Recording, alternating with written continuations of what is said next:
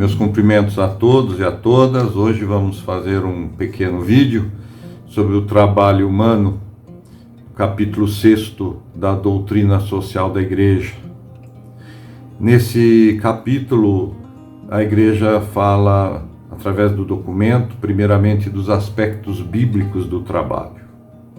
E aí lembra que o trabalho é inerente à condição humana, não é uma punição, não é um castigo, é uma fonte de riqueza e deve gerar condições dignas de trabalho, condições humanas para preservar a dignidade dos trabalhadores como pessoas que são filhos e filhas de Deus. Lembra que Jesus também, nos seus primeiros 30 anos de vida, trabalhou na oficina do Pai, nas obras que José também fazia. São Paulo coloca a necessidade do trabalho, pois ninguém deve viver à custa do trabalho de outrem.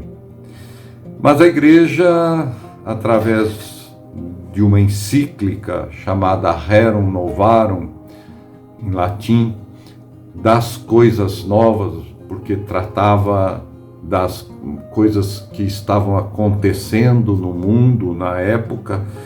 Esta encíclica, escrita pelo Papa Leão XIII, foi publicada no dia 15 de maio de 1891.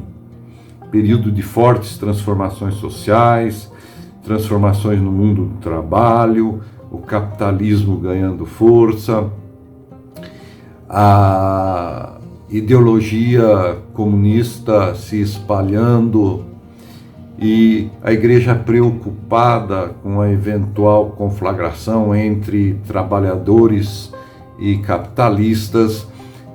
O Papa é instado a publicar um longo texto, o primeiro grande texto da Igreja, falando desta novidade do século. E a preocupação qual era? As pessoas estavam abandonando o campo, vindo para as cidades e ali morando nas periferias para trabalhar na indústria, que precisava de muita mão de obra, porque tudo era muito inicial, a máquina era a vapor, necessitava ainda de muita gente. E o Papa tinha medo, a Igreja, representada por ele, tinha medo da luta de classes. E nesse documento ela incentiva que haja colaboração entre as classes, mas não luta. Ou seja, que havia que haver uma colaboração entre o trabalho e o capital. E dessa forma evitar-se-ia qualquer tipo de conflito. No entanto, a gente foi percebendo, e ao longo do texto o Papa vai alertando para isso, mas o que nós fomos percebendo é que as relações de trabalho pioravam. E a partir do Manifesto Comunista de 1848, isso começa a ter forma, essa forma de pensar, essa ideologia começa a também se espalhar. E isso causa uma preocupação. E a doutrina social da Igreja, além de lembrar que o trabalho é um dever, ela insiste que tem uma dimensão, que o trabalho também tem uma dimensão social, ou seja, não deve haver exploração do homem sobre o homem.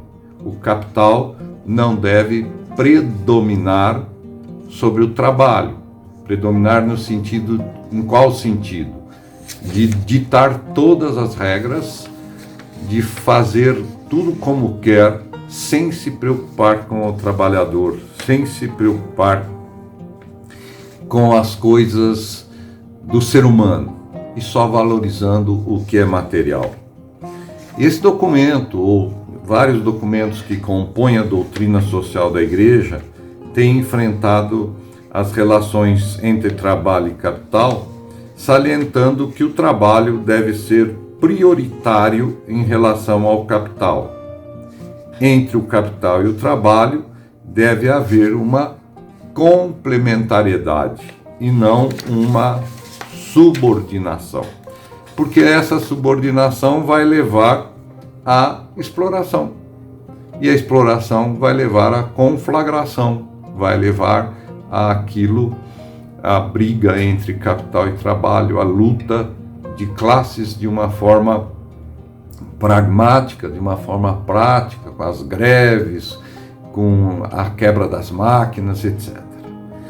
No entanto, a gente percebe que isso não é muito fácil, essa colaboração não é muito fácil.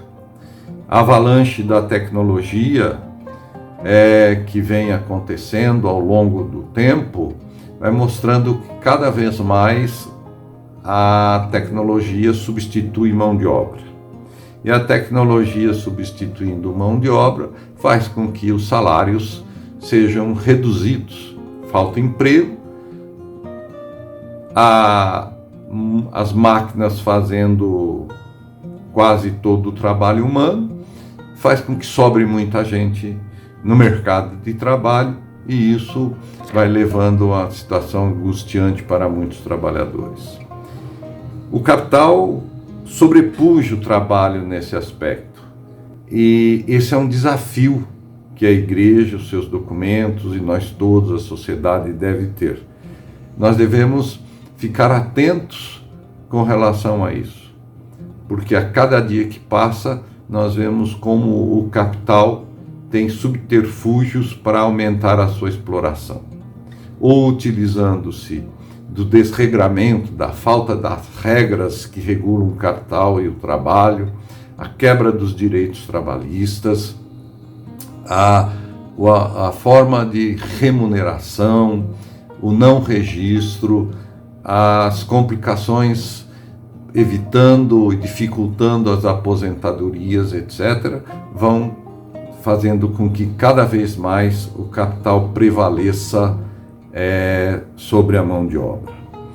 E é interessante que se pense também no processo de globalização.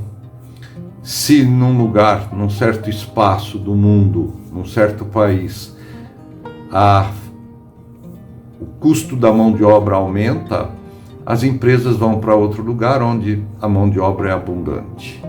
E aí você explora a mão de obra lá, e a que fica no país de origem começa a perder os seus empregos.